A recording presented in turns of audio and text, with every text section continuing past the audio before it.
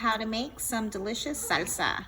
This is green salsa, tomatillo. All you do is boil tomatillos, onion, 1 garlic tooth, and a jalapeño.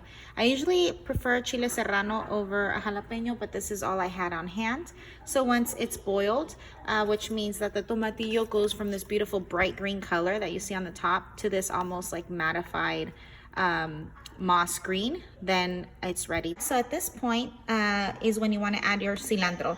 You don't want to boil it, you want to add just a chunk, just a handful fresh, and you want to season with this right here. This is going to be your salt. It's Nor Suiza caldo de pollo, chicken bouillon flavor.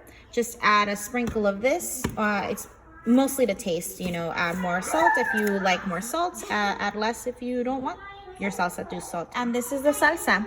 It's beautiful, it's nice, it's thick, tart, sour, spicy, amazing. I recommend this over some fish, over tacos, sopes, anything that requires a little bit of green salsa.